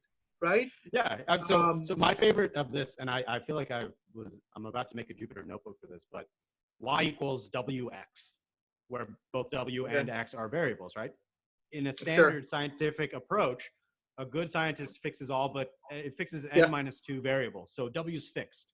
Well, where do you fix it at? Well, my advisor always fixed it at +3. Your advisor always fixed it at -4.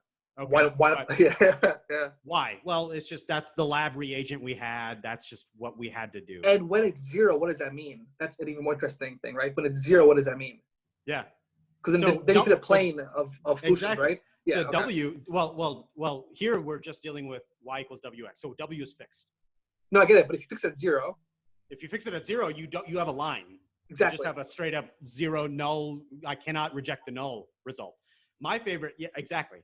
But my favorite is the instance where they're opposite, because, and my go-to example, real world example for this is a manual car. And how would you study causality in a manual car, right? Does the gas cause movement forward? Well, what gear are you in? Are you on? Are they attached? Do you have brakes? Yes. So one of the frustrations I've had, I've only just started getting into the causal inference literature. One of the frustrations I've had with the causal inference literature, and maybe I'm looking in the wrong corners, I fully will admit that, is the definition of causality I just have an issue with. Because I would posit, I would strongly posit, engineers do causal inference. Our models, we start with first order terms and we do plus HOT, higher order terms, right? And then in grad school, we go to second order terms and say, yeah, let's start including second order terms. And that opens up a mind-bogglingly large amount of math. Yeah. And then in your career, you spend time on your third order models, your third order.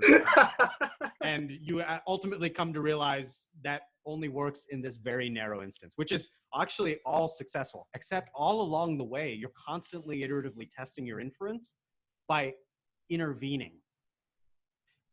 I can't be right. If I tell you I can build a car from scratch and I do it, and I drive it over there, that distance, a statistically significant, like 100 miles. That model, whatever model I was using to build that car, that's whatever causal model I had to build that car is validated statistically as much as a 0.05 p-value in a null hypothesis test. Sure. It would be my argument. So sure. why am I arguing this? Because I think the answer for medical inference, this kind of merging of science and medicine, the imperative of action and the imperative of understanding, is provided by this engineering bridge. That I've always maintained that physicians are engineers. They always have been without the math. How do you translate science? Yeah. How do you translate science into something that makes the world better? How do you leverage our understanding, imperfect though it may be, to make something that improves lives, alleviates suffering? We've been doing that. There are important ways that they're different. There are hugely important ways that they're different. In medicine, the system is intrinsically incredibly complex. So if someone just comes up with a model in their head, it's almost definitely wrong enough to fail in the interventional statistical validation, versus engines and versus thermodynamics and the kind of building up. They're relatively simple systems. Mean field approximations work pretty well. I think machine learning changes the landscape. If you can learn models, if you can learn specific hypotheses from data, half your data, and then use that model as an interventional, in an engineering interventional sense, is that not causal? Is that not as close to causal inference as we can get? Because we're going to intervene no matter what. We don't have truly observational data. I was having this talk with one of my friends, and even our observational data, if those drugs are given every 8 hours, the hospital. I know the hospital. It's not given every 8 hours. Every now and then it's maybe an hour late or an hour early.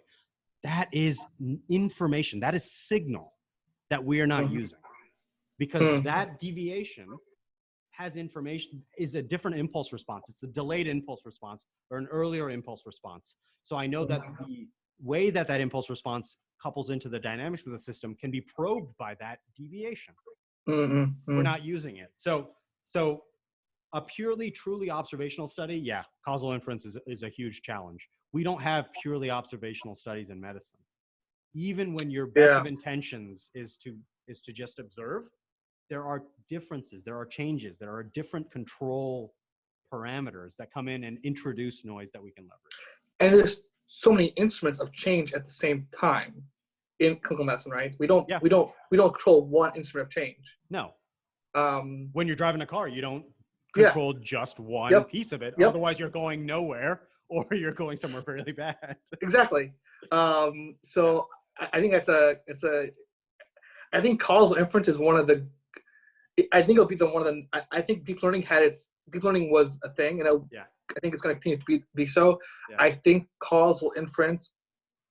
I hope it becomes the next wave of advancement we make, because causal inference does kind of promise understanding, right? It promises by definition. By definition, it promises understanding, which I think, to bring this back to medical school and third year, and what third year has been like, right?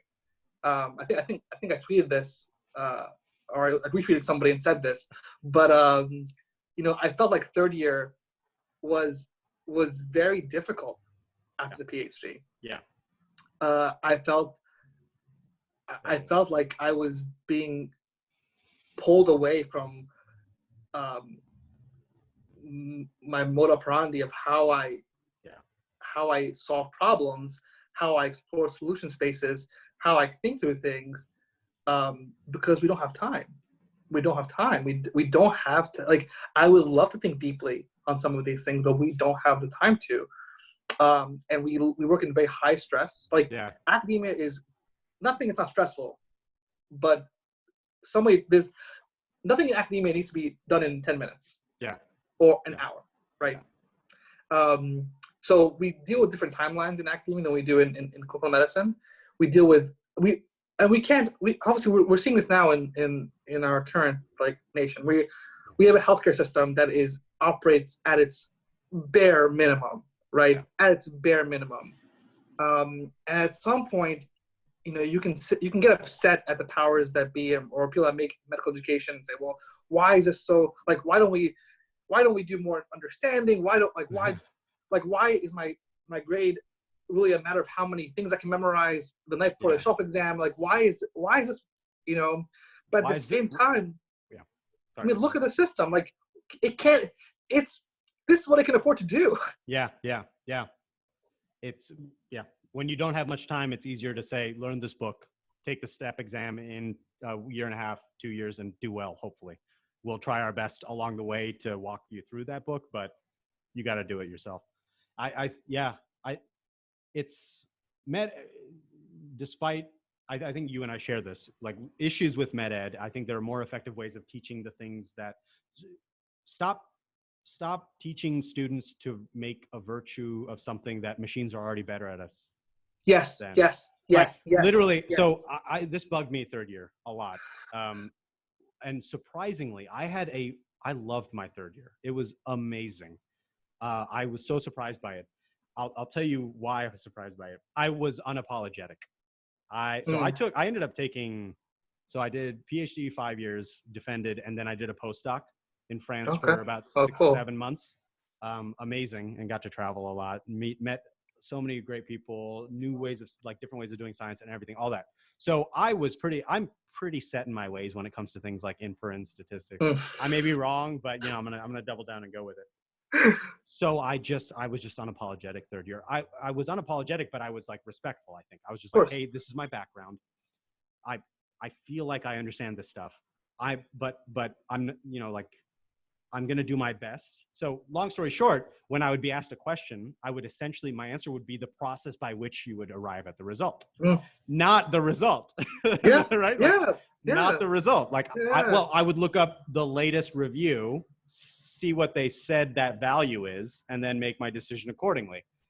And the other med students were, wow, you failed that question. I had great, all but like one or two phenomenal attendings that got it, and never let that take away from how much I loved spending time with the patients, how much I loved learning about it. So the simple thing I think is happening, I think just needs to be encouraged. There is a simple solution. It doesn't involve revamping the healthcare system necessarily, but understanding on the level of the attending of different styles of learning and different styles of inference alone is the only reason I had a good time in third year. And why I felt supported in third year. You bring up and I think you highlight a difference in attendings and residents. Mm-hmm. Right? They've achieved, they get a relish in their understanding. Yeah. Because they have been in it for so long and they've thought about it so deeply, right?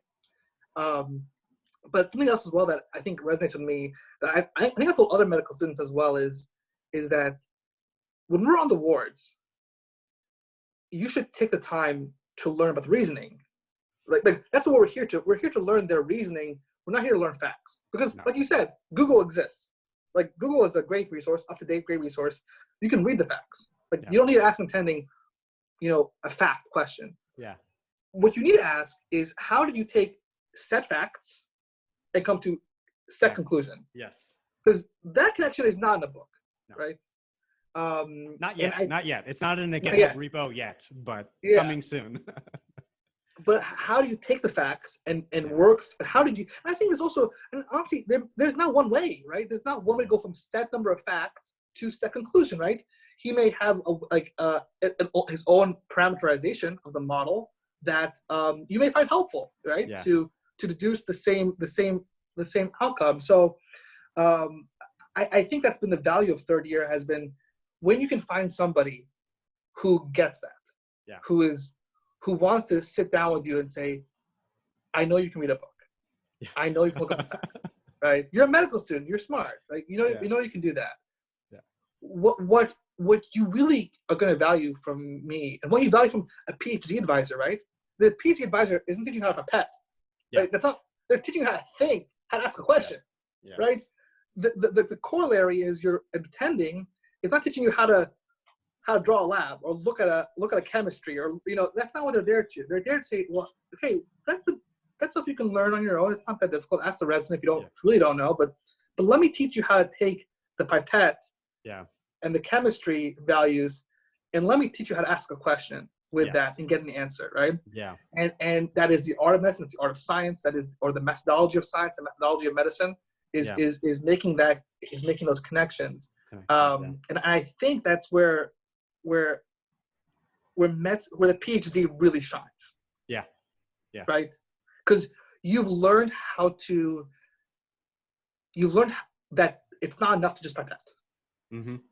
It's not enough. It's in the context of something, and you have to be explicit about that something.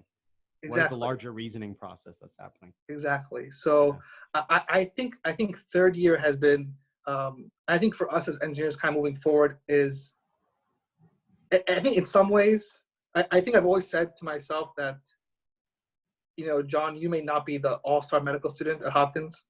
Like, you're a very average medical student here. Yeah. And that is okay, because my goal shouldn't be just to shine now. You're regularizing across time and across your two domains. Exactly. I'm regularizing. Exactly. Well, I'm trying to, yes, because like the goal is to be, I couldn't say it better. I'm trying to regularize myself at this point. And maybe I'm less overfit, and therefore I don't perform as well as my colleagues here. In the metrics that I'm being measured by. Yeah. And I think you have to be, there's something that I think that, as it sounds like, we're kind of from the same cloth, in terms of like, there's something beyond any sort of accomplishment that the world can give us, right? There's something we want to leave a legacy. We want to advance the human condition, science as a whole. And that means really, someone told, a good friend of mine who is now a fellow, it was my class and now was a fellow, was like an MD, and he's had the benefit of seeing kind of a little bit of like what it's like to be now the residency and fellowship, right? Yeah. And he said, the one thing you have to learn how to do is divide what the metrics say about you and what you know about yourself. Yes. Yeah. Yeah. Because that is an advantage to the MD PhD program that is not highlighted, rightly so. By the time we get to third year proper, we're pretty sure of ourselves. I think yes. I kept thinking to myself, I tried really hard to be supportive of the team around me. I love the idea of working together. So I tried to think, how does this situation differ for a 23-year-old that's just making their first mistake in their life? Like literally, this question that attending asked is the first time they've made a mistake in their life. And what would that do that does a lot. It does a lot. I remember when I made my first mistake. Yeah. When I was 3 years old. I don't know. Sure. But it's like, that is difficult. And we, on the other hand, I remember like how many questions I got wrong, and I'd just be like, oh, cool, I learned something. Well, we're all gonna move on with our day. and it was seen as, wow, that's robust. That's a go-getter right there, which I think is a huge change in medical culture. But it's that robustness is, how do you adapt information? How do you bring it in? And then I think what you said is just sure of yourself. You know where you are.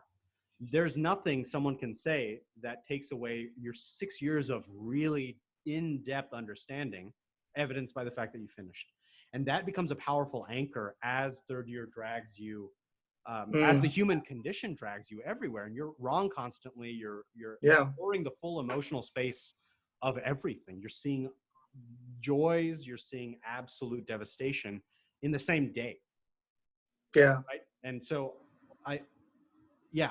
So I would say I agree. I think that sense of self, that sense of anchored is something that I've come to rely on strongly to do the learning that I need to do. Yes. Yeah. Because I'm not distracted. I'm not distracted. What if I'm actually a failure this whole time? Like, you know, no, I think it's such a this idea of like know thyself. Yeah. Is so important in medicine, where success can look so differently for different doctors. Yeah. Right. And to know that I can be successful and my success will not look like the person next to me. Right. And that does not mean that I am not successful and they are successful. Right. Yeah. And I think if you try to, for me, it's been like, know thyself. One thing I've always said is, because I mean, full disclosure to whoever's watching this, if they even get this far in the podcast, but I've had good grades, but I'm not by any means a stellar student. Yeah. As these kind of institutions kind of, garner. But the truth is, I said, okay, well, what am I good at? Like, what am I good at? What game can I play? Right? What arena do I want to play in? Right? Yes. The arena I play in is I tell people, play in the arena that you're good in. Yeah. Don't if you're a basketball player, you don't go play Michael Jordan, GOAT, greatest of all time, right? Like baseball. Yeah, it wasn't his arena, right? Yeah. Does that that wasn't his arena? There is something to be said about, like, he wanted the joy of it. Of course. But at the end of the day, I'm not going to be the world's best writer, but I would like to write. So. There are hobbies. There are hobbies, and there are things that we do, like, Fair enough. So, but what was he? I mean, not to say that he shouldn't have played baseball because he wanted to, right? If he wanted to, I mean, he had succeeded already in his arena. Yeah. But I make the analogy is that we're so focused on this one arena, and being like, if I can't succeed here, we'll by these measures, play a different sport. Yeah, like play a different sport. It's. So if I may piggyback off this metaphor, I really like this metaphor. I consider us people that play a different game in the same arena, and that causes tension. like you're in a basketball court, and it's like, why are you playing football? That's exactly what it's like. You're right. That's what it feels like. It feels like that you feel like you're playing the sport that no one else wants to play. Like, you're the guy on the basketball court who's like shooting on the side or doing something weird, or like, I remember in college, I was shooting around on a court, and these people started playing cricket on the court. Yeah. And I was like, what are you doing? This is not like, we're playing cricket on a basketball court, and it's not that you can't, it's just that it's not what everybody else is doing here, Yeah. And so it can cause tension. But half the audience really wants to watch cricket, or maybe not half, but a quarter of the audience really wants to watch cricket. So you're bringing value to the venue, but boy, the basketball players don't like your Sixers. Exactly. So I think, I think med students, the one thing about PhDs is that we have figured out our arena, or we figured out our game, our sport. Yeah. And the thing that's difficult then is to stay true to that in your clinical training, right? Is to never forget that, like, and I told friends, I got into Hopkins not because of my grades. It's just not true. I know I didn't, right? Yeah. So there was no way. So what I was true to myself in was the passion I had in engineering and applying engineering in medicine. Yeah. And yes, I got lucky. Somebody at Hopkins saw my resume or something and said, we want this person as part of our student body. And I imagine residency will be the same thing. Someone will say, like, either they won't want this in their program, and that's fine. It's helpful. You're not a good fit probably at that point. If you can't find one person to advocate for you, that's probably a reflection of the leadership culture of the culture, exactly. Which it takes time and maturity to realize, like, it fundamentally is about fit. It is. And one way or another, it kind of, it works out. Yeah. And it's not like I could force myself into a program, right? Yeah. I could make myself look like the person they want. But you can't do that for 8 years. You can't, right? And the reason I succeeded at Hopkins was because somebody here said, we're going to support this person in what they want to do. Yep. And that's why I succeeded here. And that's why I will succeed wherever I go, because someone will say, we want to nurture this in you. Yeah. Right? And I think med students who don't go through, I mean, because they're just younger as well. I mean, I'm 30, like we're coming to, we're getting there where we're going through some more like aging changes as well. But when I was 23, 24, I'm sure I was very insecure about like people, like where do I fit in the world? Where do I fit here? Do I belong? And I think that as med students coming through, their identity has not been really shaped yet. Yeah. And so they are going to adopt identities of maybe things that they are not true to who they are, because it's what they have to do. Yep. I think that PhD gives you the time, the protected time to find your identity. Yes. You're clearly I'm obsessed with control theory. Your objective function, your trajectory, how you can navigate in that space. You need to know how you navigate in that space, because you shouldn't try to do something that's out of your range. That's called, going to the gym and trying to lift way more and injuring yourself. Yeah. So I agree. I think one kind of this, and this might be the last topic. Yeah, no. Because this has been incredibly enjoyable. I loved this. Hopefully you had a good time too. And it's been so, I mean, I can the tell viewers. Yeah, I can. What you have to do for this, you have to somehow get like some like markers of converse, so people can jump to certain conversations. It's exactly what I was going to do, because I think there's one person here who does medical inference, clinical reasoning, that I'd like to see this and see if there's if there's a way to bring him on and stuff. But the kind of the last thing ties it almost fully circled back. I think one of the toughest things of third year, as far as I could tell, that I was fairly robust to, because again, I'm sitting back and I'm just like, I know I'm good at this, like, or I know I'm good at something, that I'm anchored in something. So getting these questions wrong is like, okay, fine. One of the things that was frustrating, and it was frustrating, I think, for me also, one of the few things was, I remember being able to speak seamlessly with mechanical engineers, chemical engineers, electrical engineers, like for the most part, seamlessly. Just being able to, whatever their specific domain was, we had a language to start. We weren't sitting there arguing about language before we could argue about the topics of the language. The postdoc I did was a Whitaker International Fellowship, so it was a BME specific fellowship. Amazing opportunity. I'm so glad they believed in me. They unfortunately stopped right after the year I applied. So but there needs to be a mechanism for that again. Anyways, that's neither here nor there. What struck me so hard was that is a room full of there were about 40 people in my cohort, I think. And everyone was going to different countries, like Japan. I was in France. Some folks were in England. Did not matter. That was the first poster session I've ever been to where every single poster I resonated with. They were about everything you could imagine: stem cells, immunology, electrical devices, device design. Mine was about DBS for depression. Did not matter. Everyone was just seamlessly talking to each other.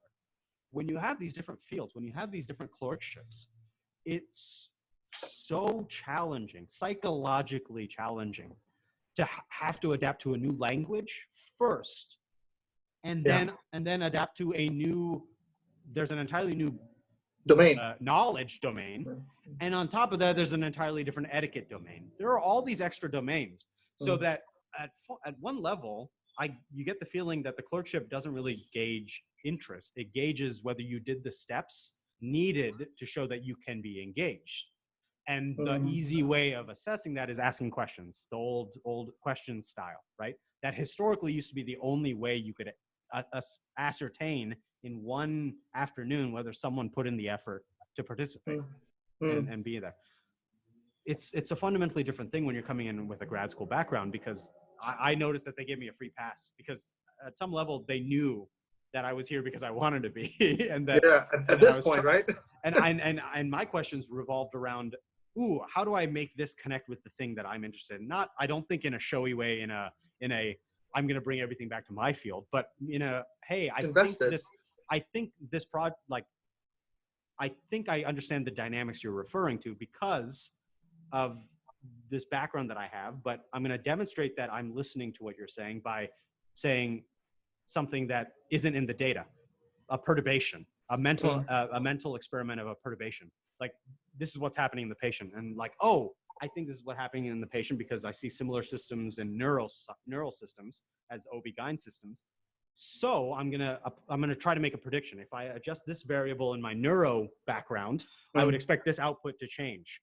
What's the corresponding input with OB-GYN? Let me comment. I wonder what would happen if you adjusted this. Do you think it would lead to this other thing in the OB-GYN domain?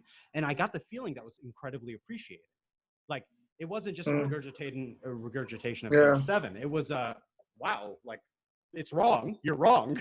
But hey, why did you choose that input? Why did you choose that output? Like, and then you kind of explain it. So the common language part of it, I think it comes back to that, where it's like, is there a model from undergrad in engineering to third-year clerkships? Let's ignore the fact that yes, it is a complex system and we still don't fully understand it. But at some point, should we be aspiring to prioritizing a common language across all specialties so that they communicate better, so that people can learn better, so that people can focus on, do I want to do this for my career, not do I like the team I worked with, or did my language fit in with them? I mean, I do feel like, I would say, I do think there is some common language medicine across specialties, right? You pick it up with more rotations, right? That like there is like, just how to there's, of course, I mean, somebody on medicine told us at Hopkins was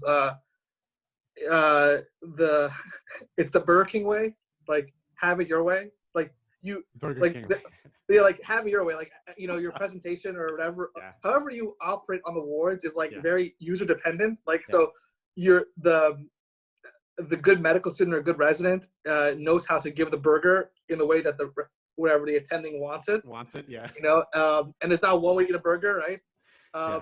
Which I found in many ways that was very frustrating in itself, like how do I pick up like how you want your like I don't, you know, and as a medical student, like, you know how to make burgers, and now you want to put me in the kitchen and make like gourmet burgers, like this way and that way, and like I'm trying to make a you know, a quarter pounder. It needs to be gourmet. It needs to be the exact things that they want, and also I don't know how to cook burgers. Exactly. I like that. Yeah. That's exactly what it's, which is of course it's frustrating. So I will push back real quick. Yes, there is a common language in the set of in a dictionary of which words people use. What I've noticed is there's a huge degeneracy across specialties. Specialties will use the same word in 3 different ways. So that comes in and becomes incredibly complicated. I'm pretty sure it's a source of so much problems in medicine. So I will agree that I think there are literally there is a shared language, but there's also this subset of that language that is falsely shared, where it's the same word meaning like very different things. Sure. But I would say I think the syntax, the prose of the language, really, I think is in the sense that derm. I haven't done derm, so I don't. Okay.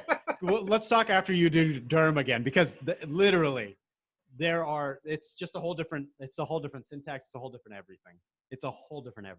Which is frustrating because derm is so important to everything that everyone does, neuro included. But if the language is set up in a way that I need to go and do this whole other way of learning just to read your literature, I'm just going to start from scratch again because it's different. Anyway, maybe, sorry. You know, I think maybe, you know, I did psych, neuro, peds medicine, right? Psych, neuro, peds medicine? Ooh, those are nicely congruent fields. I mean, and I started in psych, so psych was the most like basic, kind of almost like commonsensical communication, right? And then peds and medicine were back to back. So while it's different ages, there's a lot of similar in terms of how those services are run. The model families are all the same. The parameters are different. Exactly. And you have chaos, so things lead to different things, but they are fundamentally similar processes. Yeah. So I never had the chance to really, I mean, maybe I would have, I'm new OB-GYN, in the fall, so maybe I'll really see it there, a completely different MO. OB-GYN was amazing. OB-GYN was amazing. It was just, anyways, that's neither here nor there. Well, I mean, we'll see how I mean, at this point, they'll be shorter. We're around the 6-week clerkships right now, so yes, yeah, everything's gonna be kind of different moving on. But that'll be the one thing I haven't done. I mean, I did surgery 6 years ago, so I don't remember surgery that well, but it's a long time ago to make a comparison. Would it be different if you did it again, do you think? It would be different. Would it be different in a positive way? I don't know. In some ways, I worry it may be worse because when I was 22, 23 years old, maybe I wouldn't have pushed back on some of these. Maybe wouldn't have pushed back as much in my own mind. Like being in an OR all day. I mean, hilarious story. Really quick story, but I was in the OR for hernia repair, and like not myself, I was there, right? Sure. I'm with this old time surgeon, like historic surgeon, and we're doing a massive hernia repair. And he just points at the belly button and asks, "What is this?" Right? And so I'm thinking to myself, I'm like, "There's no way he's asking a medical student what the umbilicus is." Yeah. There's no way. It's like, I'm sorry, like I'm not an undergraduate. Like there's no way. I'm not saying the umbilicus when he points at the belly. I'm not doing it. Like I'm not doing it. Yeah. I'm like transverse abdominis? No. Rectus? No. Inguinal? No. That's umbilicus. And I'm like, you're kidding me right now. You have to be kidding me. That like you have to. You're kidding, right? Like I'm a third year medical student right now, or about to be. You're asking what the belly button is? Like, come on, like, and so maybe it's an adaptive GRE. Start the adaptive format of the GRE. I don't know if you're familiar with that. I don't think so. They started doing this 6-7 years ago, and the first question is somewhere in the middle, and if you get that wrong, you're done. You have a literal ceiling that is nowhere near versus getting the first one right and getting the last one wrong gets you essentially a 800 back in the day. Getting the first one wrong and everything else right got you like a half. Interesting. Yeah. So it feels a little bit like that. It felt that way, but I was like, I should be at least at the, like, I'm not at the beginning of medical school, right? So, but I think surgery was, I had one experience that was very good. That was the animal lab, the pig lab. While it was still here, it's no longer a thing here, but I would say I was pretty sure I didn't want to do surgery after those 6 weeks or 8 weeks. Yeah. When I walked out of that 3-hour lab, I got it. Yeah. I got why people do this. Yeah. Like flow. Yeah. I get it. I understand why when you're in the OR and you're the one with the scalpel in your hand. It's just, So meditative / flow / everything.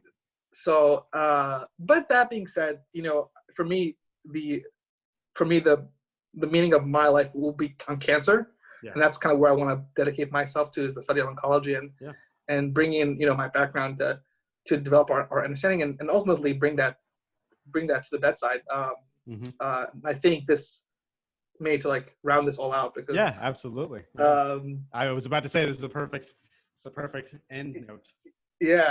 Just make it positive. This has been an amazing. I mean, I could talk for hours, and most people know that about me. Me too. And I think at this point, with 2 hours, we are literally at hours. At hours, yes. Because I think a lot of us who are kind of torn from this cloth, we enjoy thinking deeply about these things, and it's not like you have like years of pent up thoughts, and then things start flowing, and it's like, and it's just kind of like it's nonstop. One of the big reasons I'm liking this, and I want to keep doing this. Like, let's just keep talking, and sure. It's an informal it's like a casual thing. But one of the things you talked about this. And I agree, but there's also another component that I did not anticipate in the transition into third year from grad school. So obviously being away from your research is problematic. Like that, I was preparing myself for. Like I love this research so much. Being away from it is going to be painful. It is. And so I mentally prepared myself for that. It's painful, but I was like, okay, I knew that was going to happen. The part of it that I didn't appreciate as much and really got to me is, while you're away, the field is moving forward. There's a lot of exciting things happening. That's rough. I like, obviously you implicitly know that, but you don't feel it until a year. Hard. I pretty much finished third year in March. I had 2 weeks left before being done with it. But wow, like in these last 2-3 months, I've tried to catch up. I've been able to catch up, and it's like, wow, I missed beautiful stuff. Yeah. I'm still kind of, some of the work is still ahead of the curve, but it's not going to be ahead of the curve for and I think it's, so. Google sends recommendations. Yes. And I get anxiety reading those emails because I'm like, what happened? Oh no, what did they do? Yeah. What happened? The second piece of it, this one I did not anticipate as much / at all almost, but it's very in line with our conversation. And I took to it badly enough that I put my foot down pretty early on. It's one thing to be away from your research. It's another thing to be expected to train in the opposite direction of your research, to actively learn skills that make you worse at the skills that made you good at research. That's the piece of it where I was just like, and I talked with Bilal about this briefly last time. Maybe it's cynical and pessimistic. There's no way you can enforce a reflex in your bicep and a reflex in your tricep, right? One or the other, right? You can't knee jerk. You can't reflexively do two different things. That doesn't make sense. So if your knee jerk reaction is to question, how was this measured? Why was this measured? How is this? Like, contextualize the problem. And you're in the setting where that translates to at best, slower answers. B, are you challenging my authority? Are you that became really tough. I don't think I came up with an answer. I literally just doubled down on myself and said, this is how I'm going to be, which I don't know. I look at my grades, they went fine, but at the same time, it's like, that's not the medical culture. That's the piece of it that really didn't hit me. I thought they were orthogonal.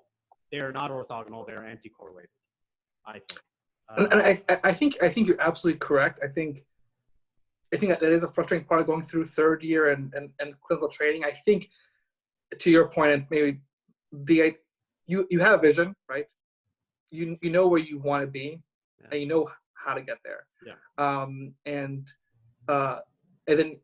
you're regularizing to the same extent. You're saying, well, how much can I afford to lose here, and can I make it up later, right? Like this is not a permanent, loss of skill. This is maybe just a temporary. Third year, I'm not as where I was, coming off my PhD, but I think having that long-term vision, I do see this in my colleagues who are now fellows, and they tell you it's different.